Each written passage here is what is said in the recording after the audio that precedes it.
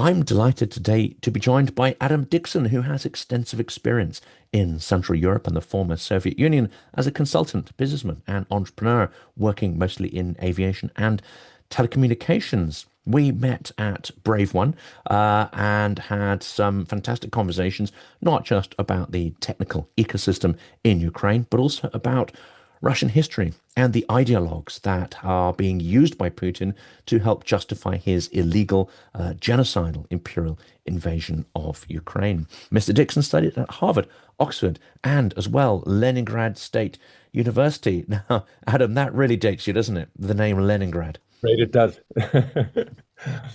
And in fact, that's probably the origin of my whole interest and capacity to talk about this insofar as I can, which is I spent most of the 90s in Russia and a bit in Central Asia, not very much in Ukraine at the time, but dealing with a broad range of people. And we had constant conversations about exactly what was happening and why.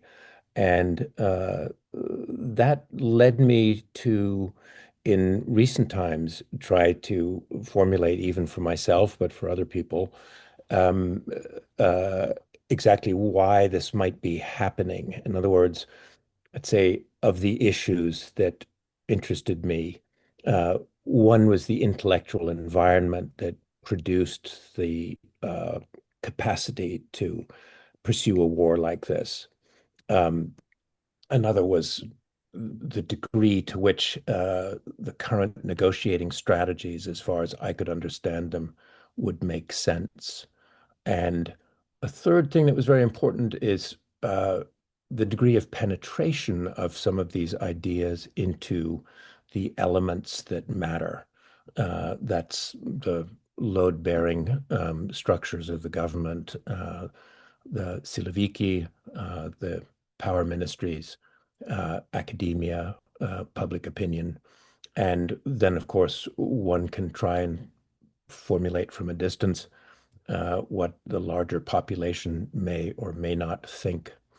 So um, I would say that my work, which has really just been an article, I'm not an academic, um, has been about three figures that were active already back then, who I've followed in the last couple of decades, um, had some cause to follow them.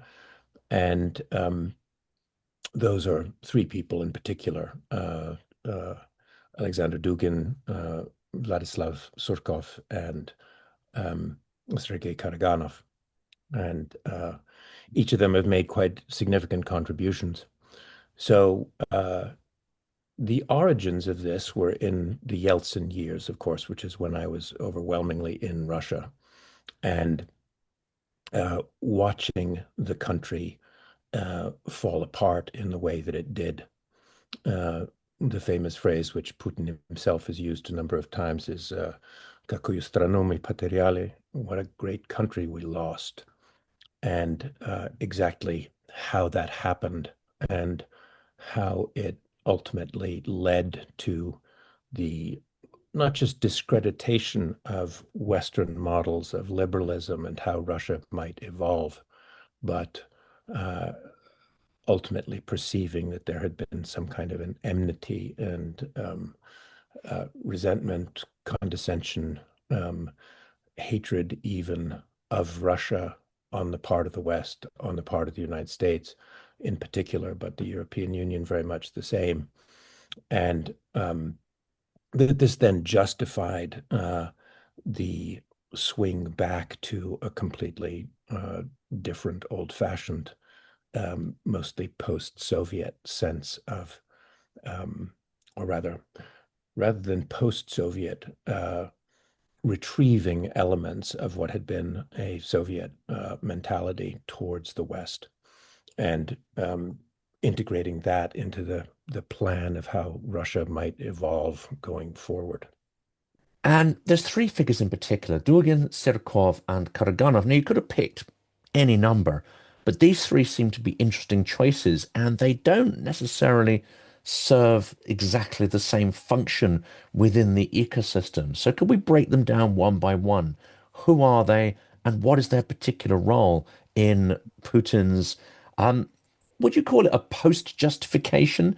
Searching ideology after the fact, after the invasion, after the aggression? Or has this been a sort of gentle movement towards adopting the ideas or incorporating ideologues into the regime steadily over 20 years? What's your impression, and who are these characters? Well, I would say some peaks and rises, and sorry, peaks and troughs.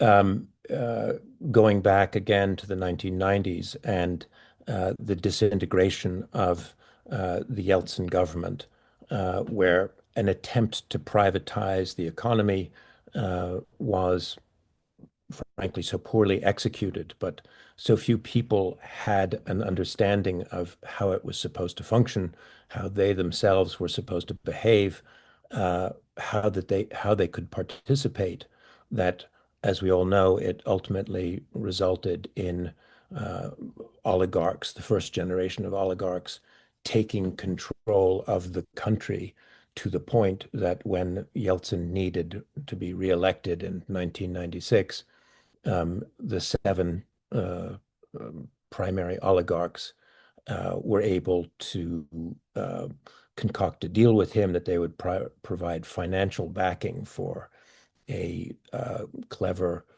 reelection program. And in exchange, they would be given access at ridiculously advantageous uh, terms to most of the crown jewels or the main assets of the Russian economy. And so, in a situation of real economic free fall, where things were getting worse and worse, by the end of the Yeltsin period, there was a strong sense in the population of uh, how have things gotten so terrible, and was this deliberate? Are we the victims?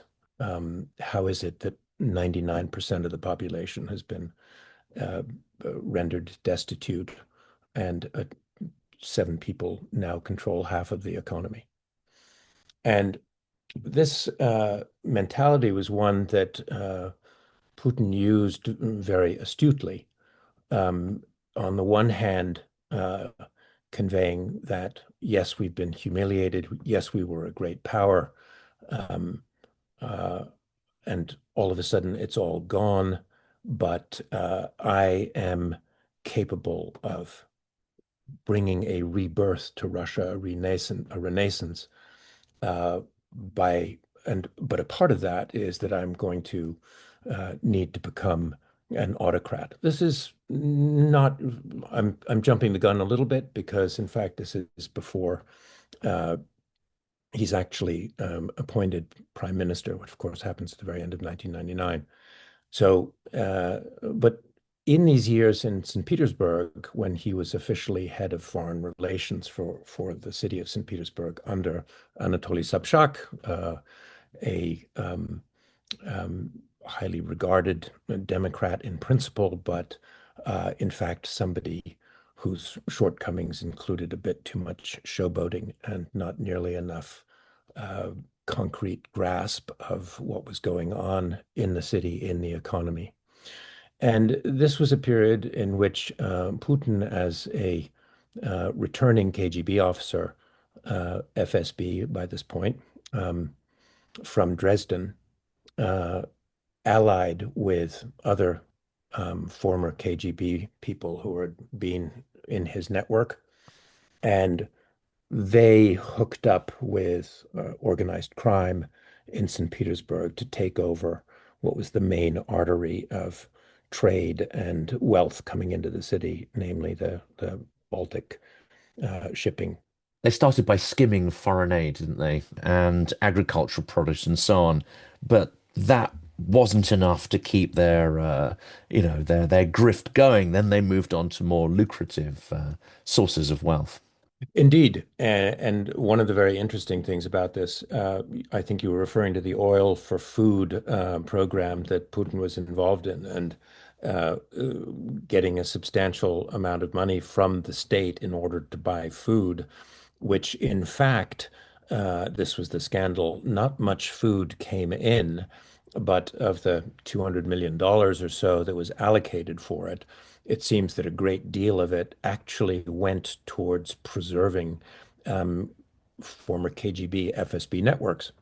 So this is an early instance of Putin, and this is what I'm really working to try and describe, of Putin um, uh, utilizing organized crime and the capacity of the KGB as enforcers to shoehorn themselves into a lucrative trade that would basically preserve the state within a state that the KGB FSB had been.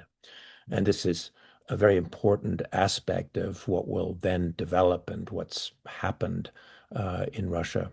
Uh, so the next chapter of the story is that Putin winds up being brought to Moscow. He's identified by some spin doctors, including Gleb Pavlovsky, who was the éminence grise at the time in the Kremlin, as being ideally suited because he was young. He had a rather military bearing. He seemed energetic, competent, and focused, and uh, and he was loyal, which was very important to the Yeltsin family, which was coming under increasing attack for various indiscretions that they had committed. And so Yeltsin was really not capable anymore of ruling and needed an off-ramp. And the family decided that Putin was going to be the far and away the best candidate for that. So forgive me if I'm seeming to go a little bit on and on about the Yeltsin aspect, but the Yeltsin period. But the point that I'm working towards is the state of disarray of the government, but in a much more important sense, the loss of any kind of ideology. Everybody had recognized that communism was not functioning for them, but where to go now. And in this chaos, there were some people who were very carefully and clearly focused on what they wanted and what they intended to do. And that was indeed Putin and his network of KGB and or organized crime officials with whom he worked. So Yeltsin and his family did not give sufficient attention to Putin's record in St. Petersburg, which they could have understood more of. But it's debatable how much they would really have been able to find out, because, of course, the FSB was not in favor of the first generation oligarchs, the people who had privatized the economy. They were the ones who had removed the FSB from power. So they were already inclined to be as restrictive of any information, negative information about Putin that the Yeltsin family could have gotten. So this is what starts Putin's reign as president. There were some political manipulations, which are more or less well known at this point, and I think mostly agreed, such as the bombings in Moscow, which seemed to be terrorist attacks by Chechens, but in fact were almost certainly provocations and false flags organized by the FSB and by Nikolai Patrushev in particular, the head of the FSB, who had a great hatred for the Chechens and was very happy to participate in a little bit of theater that would have several advantages. One, of course, binding Putin to him, and secondly, giving Putin a stage on which he could highlight his qualities of being a decisive and competent manager of external threats. So this is where we come back to the question of what is a Russian national identity and what could it be based on? How could one appeal to the population and give them a sense of um, who we are and where we're going? Because at that point, there was a very strong sense that everything was falling apart and nobody had any idea where things were going to wind up. It was I remember vividly not one but several springs where many friends of mine were absolutely convinced that the country was going to degenerate into absolute chaos of roving bands of thugs and no order whatsoever. So this is when sort of 1997, throughout the 1990s, let's go back to Alexander Dugin. Alexander Dugin was an odd duck in his youth, the son of a well-ranked military intelligence official. Actually, I believe he was KGB, a colonel. But Dugin was extremely countercultural and hated the Soviet regime and communist ideology, believed it was poison for the Russian spirit, and wanted to come up with an alternative, but really a metaphysical orientation rather than specifically political. So he dabbled in all sorts of underground movements in his youth, Satanism, various sorts of esoterica, uh, um, uh, Eastern religions, radical political ideologies. And in the course of this pilgrimage, not maybe a flattering word, he came upon the work of somebody called Lev Gumilyov. And Gumilyov was the uh, son of two of Russia's most famous 20th century poets, Nikolai Gumilyov, his father, who was shot by the Bolsheviks in 1921, and his mother being Anna Akhmatova, who was the voice of the Russian population during the Stalinist purges and the Second World War, and periodically hailed for the unambiguous, unequivocal beauty of her work, but then reviled for uh, um, having too much of an appeal to too broad a population, which upset the Kremlin. So Gumilyov himself wound up at hard labor in the Gulag, not once but twice, for a total of about 15 years. Was very lucky to survive. But he developed in Siberia two elements that became of interest. One was the Eurasianism that had initially been developed actually by emigres in the 1920s, Nikolai Trubetskoy, Savitsky. But Gumilyov took this on and wrote some rather fanciful histories of the fusion of Mongolian, Turkic, and Slavic culture. Under this theory,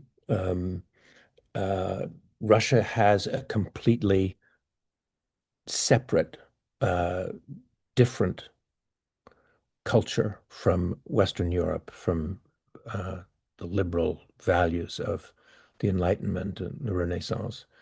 When Europe was going through the Renaissance and the Enlightenment, Russia was suffering under the Mongol yoke, having been conquered in the 13th century by the Mongols. And so he felt that this represented a completely different civilization from the European, and that it was morally superior to what Europe had to offer. And this draws on a theme of Russian history that goes back a long time to Philotheus of Pskov. It was the first uh, uh, priest, monk, to express the idea of Moscow as the third Rome. And the meaning of that was that Rome itself was the first and uh, had degenerated into a schism in 1054 with the Russian Orthodox Church. So had essentially been captured and hijacked by Latin episcopacy. Um, and then Byzantium was the second Rome, still Orthodox, of course, but in 1453 that falls to the Ottomans. And so then the third Rome is Moscow, which of course had already become uh, Orthodox in the 10th century, beginning with Kiev. So uh, this provided a foundation for Alexander Dugin to present the Russian Orthodox Church as the foundation of Russian culture. Now, there were a number of problems with this in a practical sense. One being that there weren't very many churchgoers. There wasn't very much literature, historical material available on the Russian Orthodox Church after the Soviet period. So, what were they? How can you resurrect something that is so little known, that's been substantially exterminated? Uh, Most churchgoers in the early 90s were elderly babushki who were considered safe and harmless. But I think if you were a younger man, and particularly if you had any kind of professional qualifications and prospects, then church attendance was going to be something that would be very much frowned upon. So, uh, uh, how to resurrect the Russian Orthodox Church? But this is one of the elements that Alexander Dugin espoused, and he espoused it as an element of Eurasianism. Now, the important thing about Eurasianism is that when the Soviet Union broke down and 15 different countries came out of it, most of the 15 other countries could define themselves as not Soviet. But for the Russians, that was a very difficult thing because overwhelmingly Soviet had been Russian civilization, Russian management, Russian government. So how do you define yourself against yourself? This is uh, was an impossible proposition. Uh, Essentially not the USSR. So you're defining yourself by a negativity. And of course, And to jump in there, when Putin says that the collapse of the USSR was the greatest geopolitical calamity, when various people are talking about it, as you mentioned earlier, what they're not talking about is the loss of a Russian cultural identity as a result of the revolution. They're not talking about a loss of any kind of Russian culture or organic process to bring it back. They're talking about a loss of empire. So they're still very much trapped in this idea that Russia is an imperial construct, and that is the loss they're bemoaning. And of course, we see in Ukraine its attempt to get back something, because they're not willing to put the hard work in or to try and create a non-imperial identity. It always harks back to that thing, and that's what they're talking about. I absolutely agree with that. And this is an early element of Dugin's uh, corpus of his work and of his obsessions, having become a Eurasianist. And what is Eurasianism? It is the capacity to say that all of the different nationalities within the former Soviet Union are welcome and a part of our house.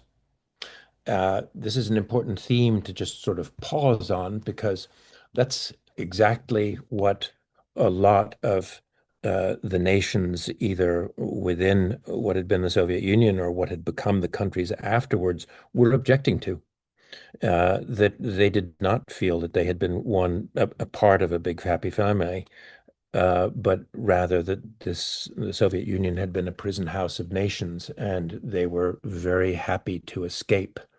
And this is one of the fundamental issues that we face. And if you listen to Russian propaganda now, they still haven't faced, is that Ukraine too considered itself a separate culture, which it wanted to be its own country, its own people, and that they had a very different history from Russia, and were now going to assert that against Russian domination.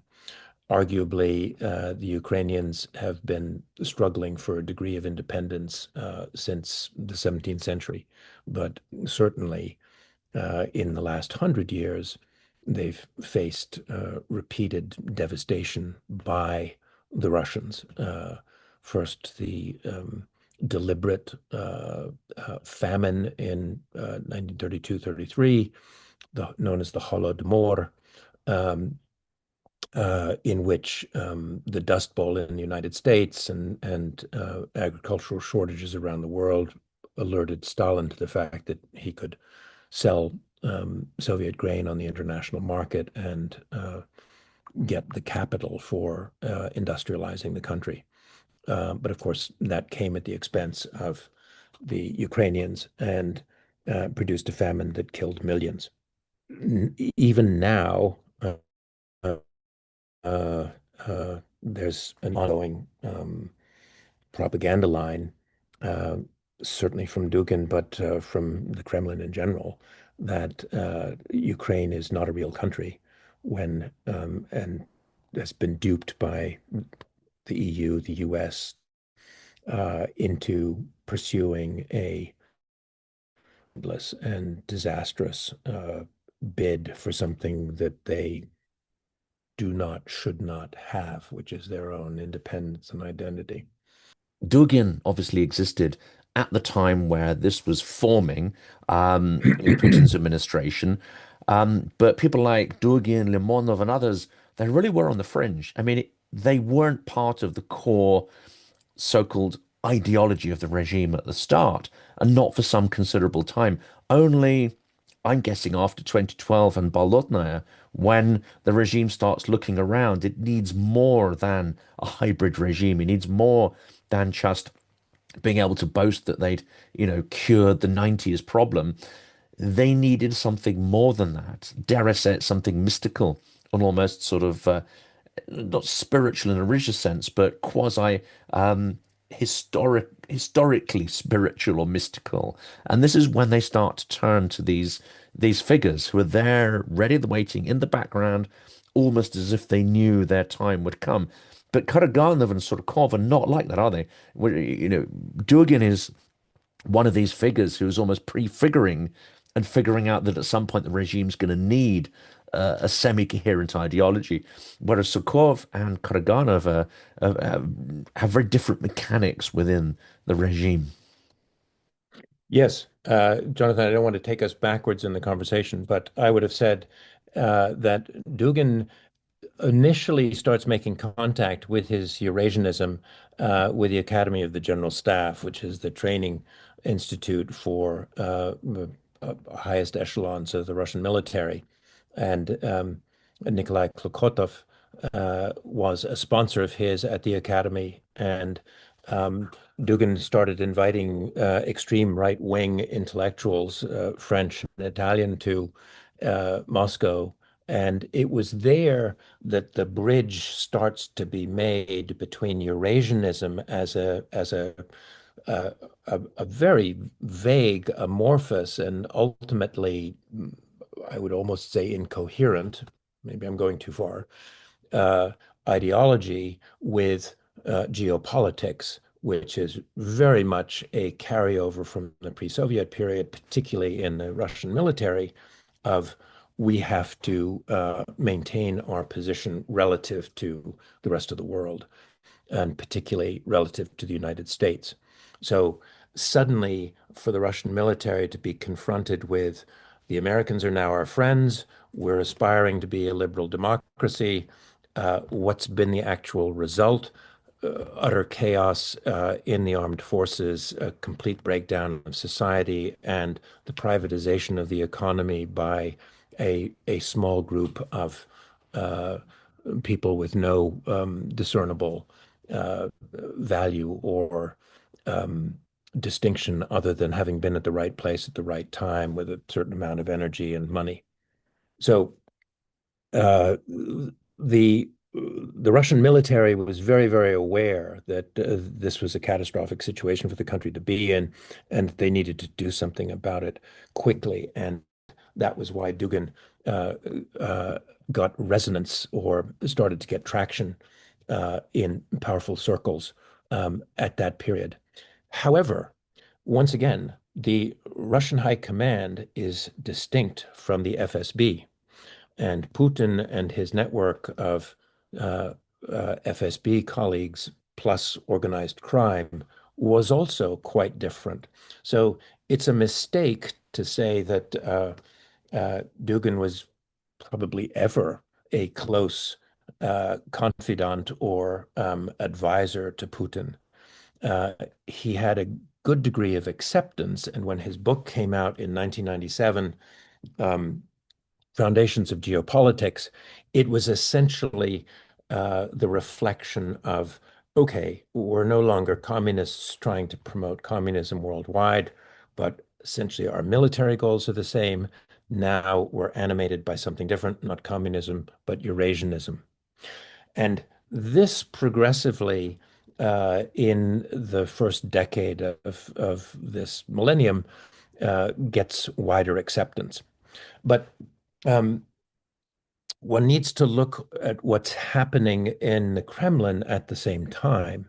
So once Putin has established himself in 2000, 2001, etc., a progression, one thing, Putin was extraordinarily lucky in the fact that the price of oil started going up dramatically. And this enabled Russia to pay off its international debt and also to put more money uh, into the economy and give the population a sense that their lives were improving, which they were materially, that there was a degree of stability, and that they had every reason to be grateful for this. And the most important thing is don't ask too many questions. It's working, leave it alone. And this provided the opportunity for Putin and his colleagues to gradually, essentially take everything away from not just the oligarchs, Khodorkovsky, of course, the most famous, Yukos in 2004 being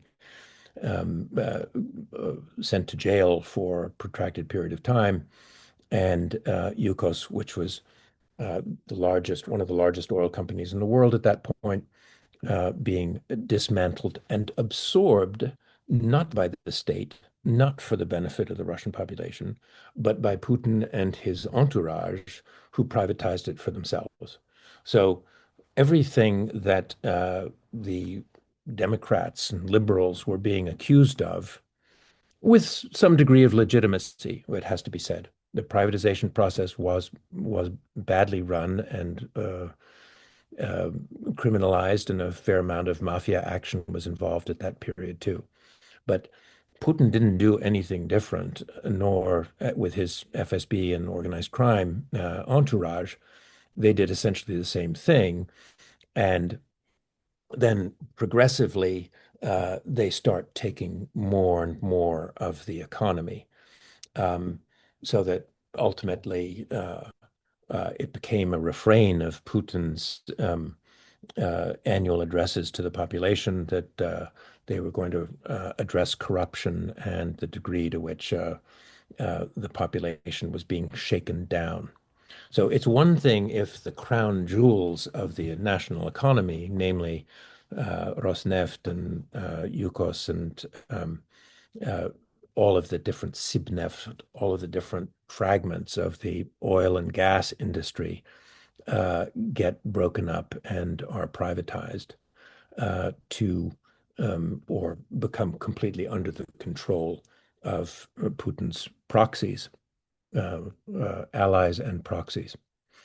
And this is a very interesting point too, because it meant that there was a staggering amount of wealth that was acquired, much of it kept overseas, as we are learning, or as we now know, by these FSB characters. So, in an economy that, with a gross national product that's smaller than Texas, I'm not even sure what the gross national product of um,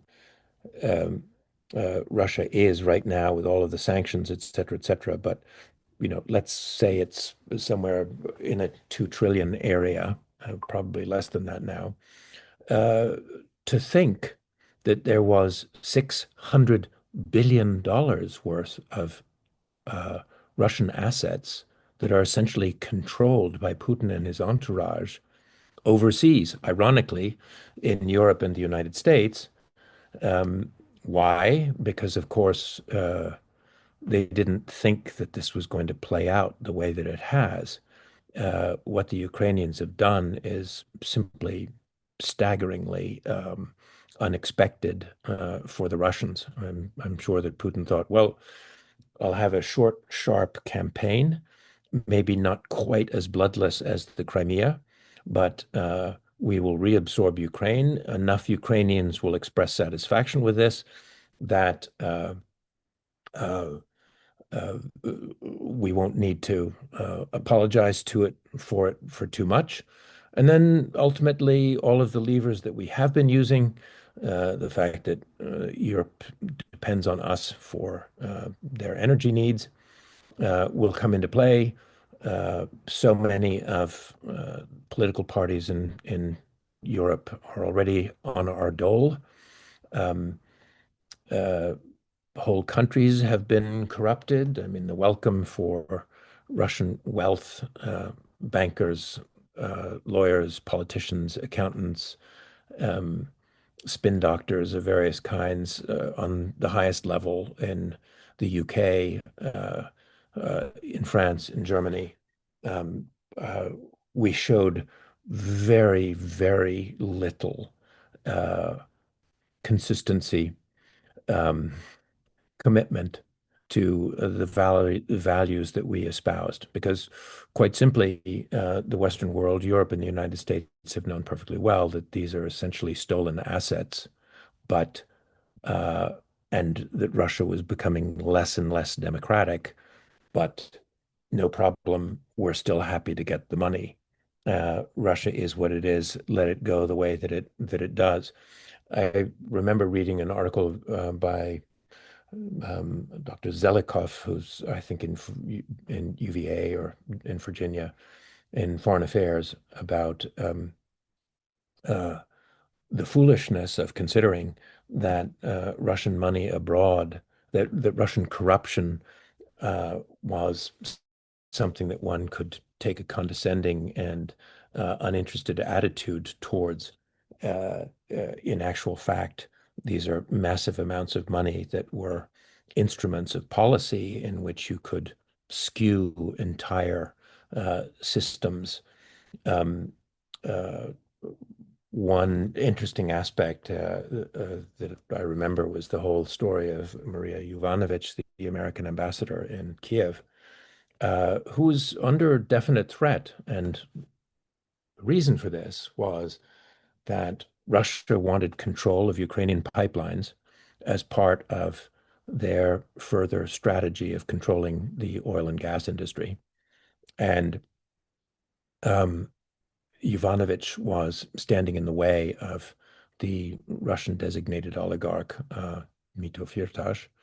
Um, and so she needed to be gotten rid of. And they were actually able successfully to lobby within the United States government to have her removed. So, you know, this is an example of uh, the most important institutions of the American government being corrupted in order to enable, facilitate a further act of Russian corruption and the dismantling of Ukraine's capacity to um, stand on its feet. I wanted to examine the key differences then, because Surkov emerged as the so-called wizard of the Kremlin, the so-called sort of master of postmodern political theater. Karaganov plays a very different role, and he's almost, I think of him much more closely aligned with someone like Patrushev. Now, whether he believes everything he says or not, his role is to say the crazy stuff which no one wants to hear. He's even a little too, dare I say it, ripe for many in the Russian sphere. But that seems to be his purpose, which is to brandish the nuclear saber. Um, Same with Medvedev, they roll him out to say the most scurrilous, absurd, and unhinged things. And when we talked about this previously, you said that this is a particular role when it comes to reflexive control. It is to give the impression that the Kremlin is irrational, that they do not think the same as us. In some ways, they are prepared to take measures that we wouldn't ever consider. Whereas behind the scenes, there's a rationality there, and appearing unhinged is a strategy perhaps architected by Surkov and his like, and then executed by people like Karaganov. I agree with that. I would say, though, that Surkov um, was less directly involved in foreign policy formulation. He did play initially, certainly, he was the master manipulator of the Russian political environment, and he's considered the architect of Putinism in that he developed sovereign democracy, so-called, which was Surkov being a student of postmodernism and the theater, uh, developed a there were some important elements to keeping the population out of Russian politics. Uh, One was, of course, to just convince people that getting involved in politics was not a good idea. Uh, it could only get you into trouble, and uh, high-profile assassinations tended to encourage that idea, anywhere from Anna Politkovskaya to Nemtsov to Alexei Navalny, but others along the way too, less well known in the West. And the second is that truth is essentially very difficult to determine. What is truth is what this comes down to. And this reminds me actually of an American philosopher called Harry Frankfurt, who wrote a book called On Bullshit.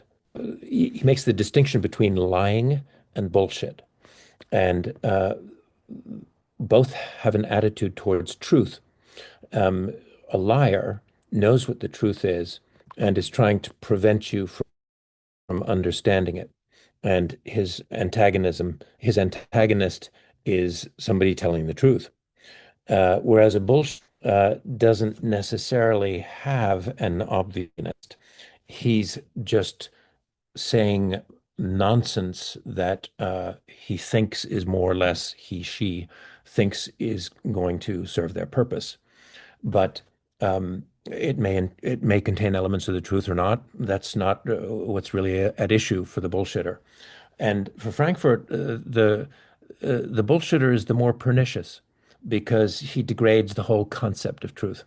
And this is something that I immediately thought of. The Frankfurt book came out probably 25 years ago, um, because Surkov, also a student of postmodernism and theater, as we said, had a very uh, ingenious capacity to uh, give people the sense that they were expressing a political view. So he would encourage all sorts of different political fragments, from monarchists to communists and every shade in between.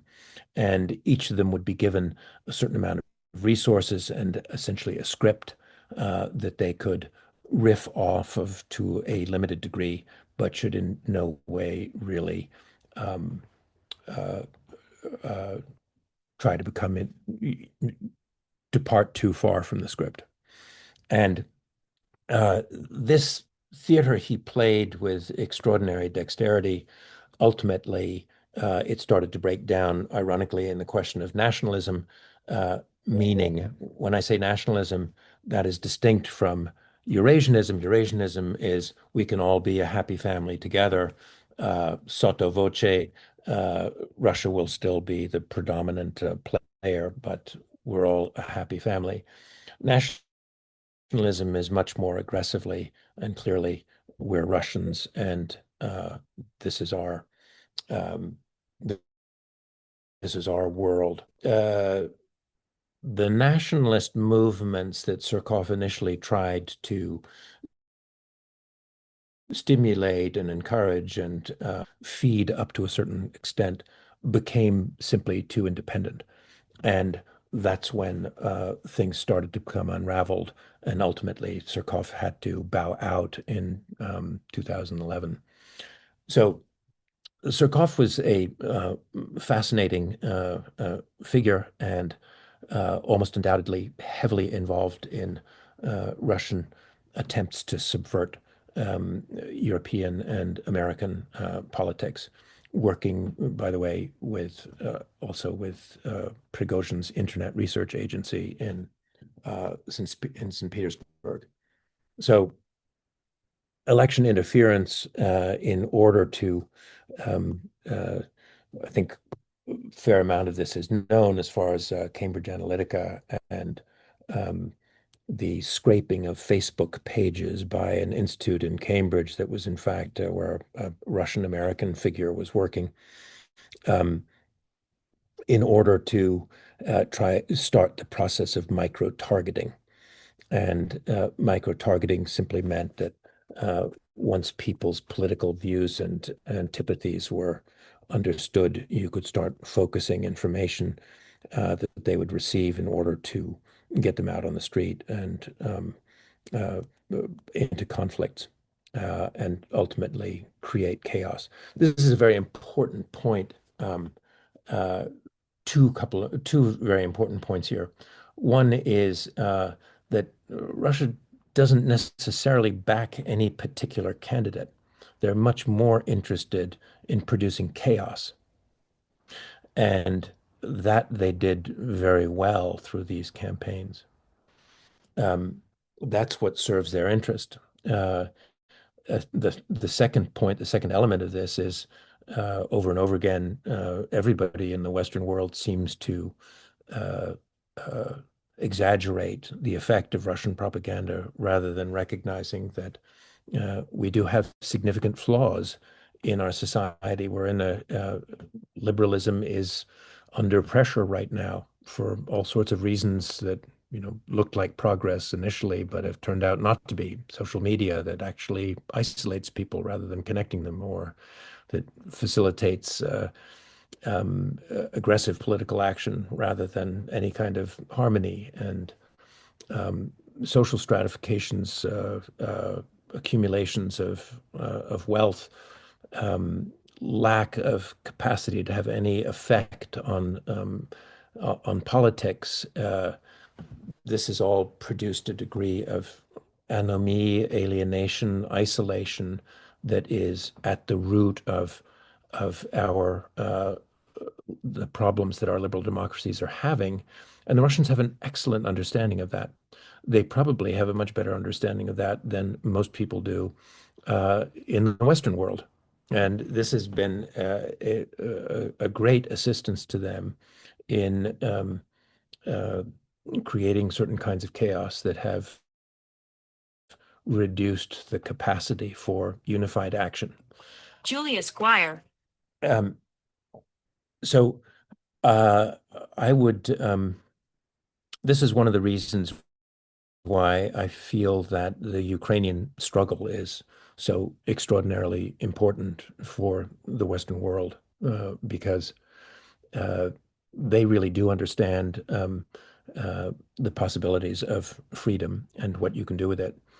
And a part of that is having some degree of integrity and clarity in uh, expressing political opinions, expressing ideas about how the economy should be structured. Uh, I don't, I can't imagine that if I can imagine that Putin would have been wrong if he had succeeded in a matter of days in capturing Ukraine. Uh, it is very likely that the Western world would have um, shrugged and said, well, we're not going to go to war in Ukraine for Ukrainians. It's been difficult enough, as we've seen, to get a proper level of support from Europe and the United States. And Europe, as it's turned out, I've read Keir Giles's books, Jonathan. I remember listening to an interview of yours with him, and the degree to which the European defense industry is really at such a low ebb that there was absolutely no possibility of uh, really coming substantially to Ukraine's aid. So they have done everything possible to say, no, we are not manipulable with lots of baubles and false identities and feints and we, to a very significant degree, know who we are, know what we're fighting for, and we are going to do so to the end. And um, uh, that's where we are. So to come back to your question about Karaganov, uh, I entirely agree with you, and I know that friends of mine who know Russian diplomats, um, fairly distinguished individuals with some of them retired, who are, of course, horrified and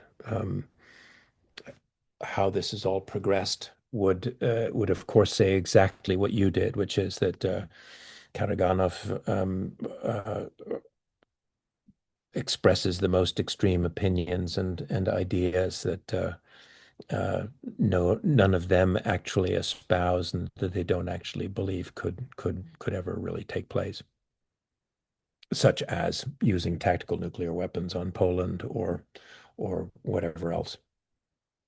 And that's, I think it's clear that is from the documents that we have seen and some of the correspondence that's been made available through various hacks. It kind of shows that at the moment, at least, there's no intention to use it, but there is every intention to convince Western allies that they might use it, and that has a kind of deterrence power on supporting Ukraine. Uh, my sense of uh, Putin represented initially in his appeal to his electorate that an autocracy had a great deal of competence to it, and that this is why it was going to benefit Russia. And for several years, it seemed as though that was the case. There wasn't much public outcry when Khodorkovsky was arrested, um, because most people felt that he'd gotten everything that he had by rather illegal means. So uh, it wasn't difficult to represent him as a somehow criminal and therefore deserved what happened to him. And the actual elements of the legal proceedings against him and how absurd or contradictory or ill-founded they were didn't come out, and the Russian population didn't sort of say, well, hold on a second, if we want to have a judiciary that actually functions, that's independent, then we need to support him. I had actually an American friend who was living in Russia and working for one of the oligarchs as a lawyer pursuing his international um, cases, and was a very careful student of what was happening, particularly in regard to contract violations within Russia.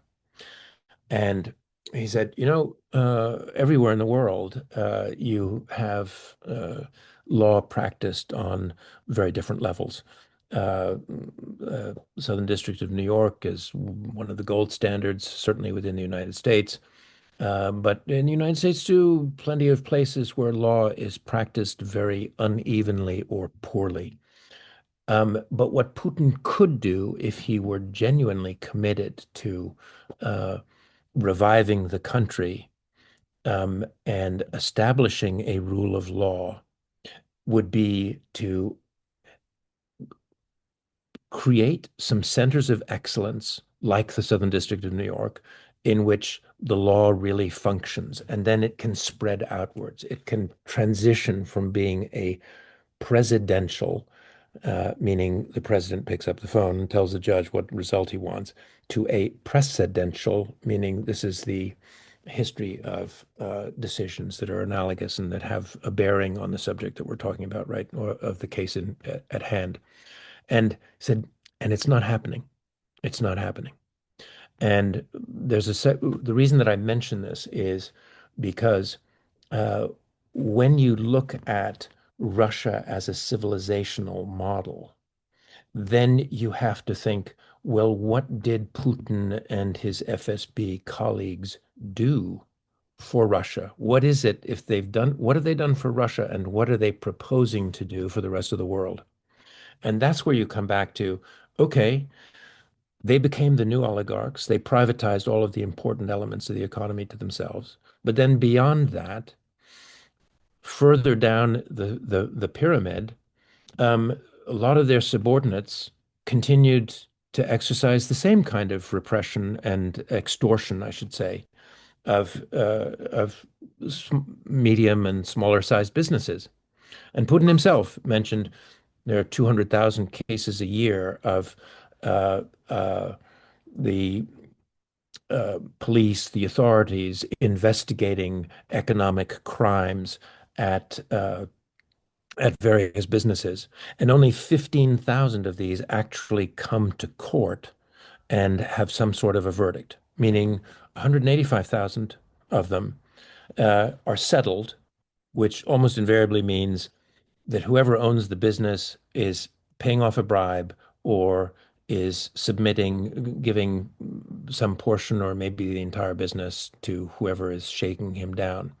And this is, of course, catastrophic for economic growth. And that's the big problem of allowing, pretending that autocratic competence worked. There was an excellent book, Fiona Hill, partly on is Russia successful as a state? And the answer is no, they have not created a strong state.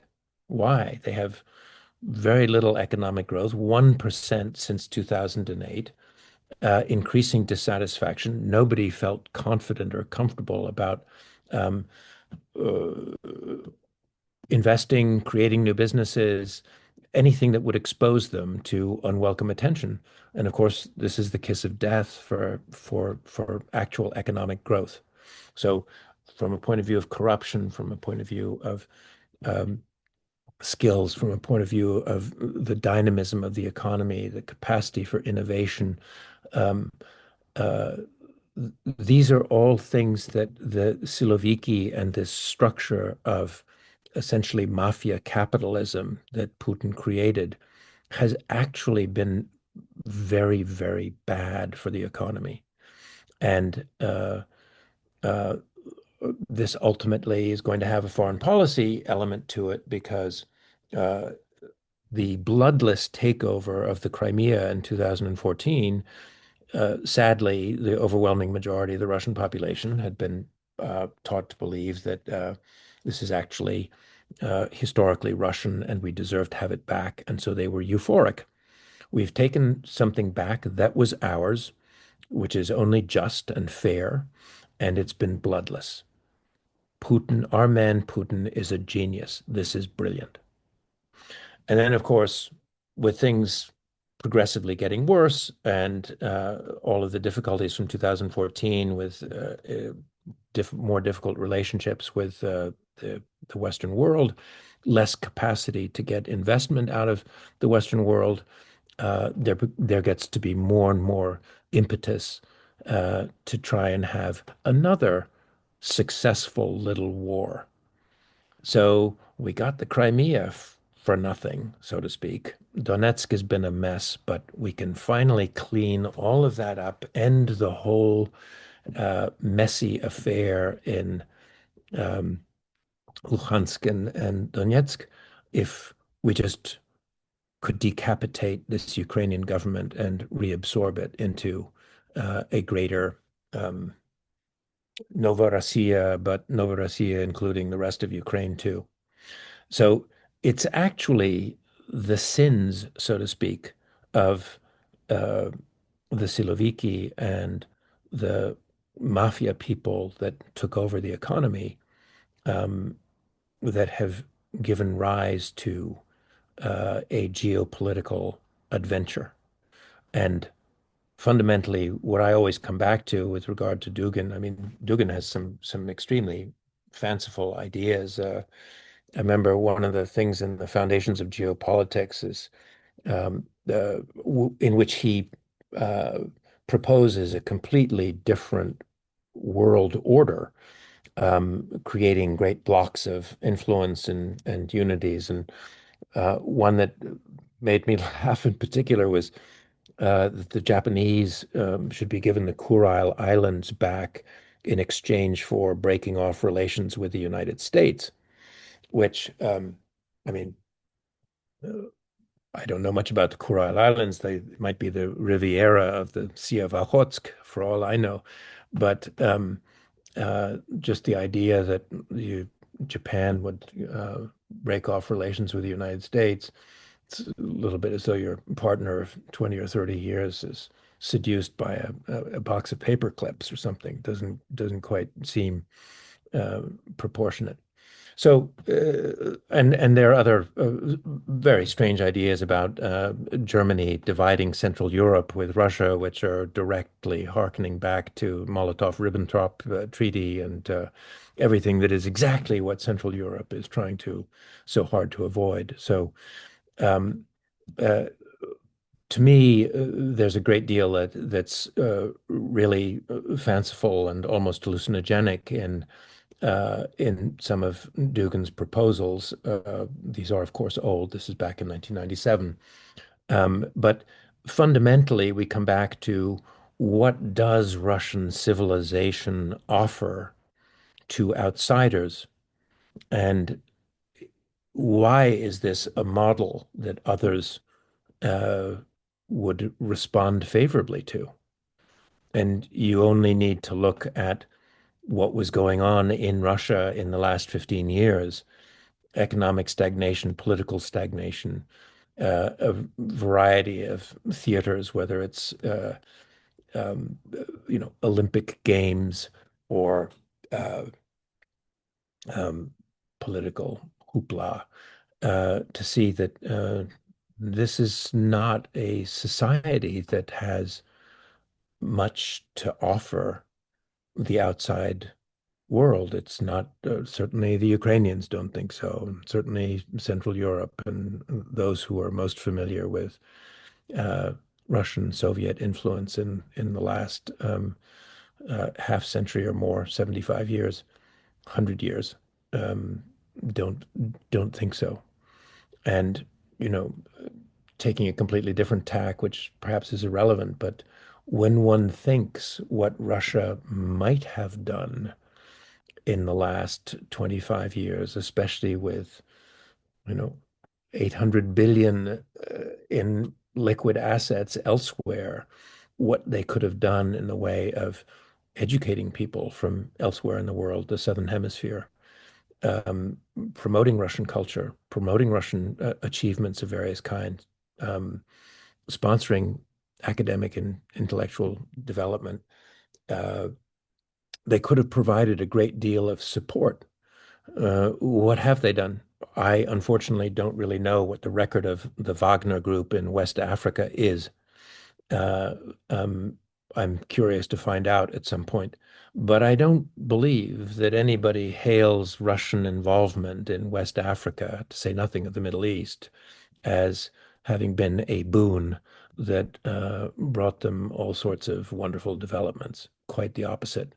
This is essentially mafia, extortionate capitalism again, colonialist, really, um, uh, and it hasn't brought them any friends. It hasn't brought them any real influence, and that's where we are right now. I think at this point, there's probably a lot of themes that we can pick up in subsequent conversations.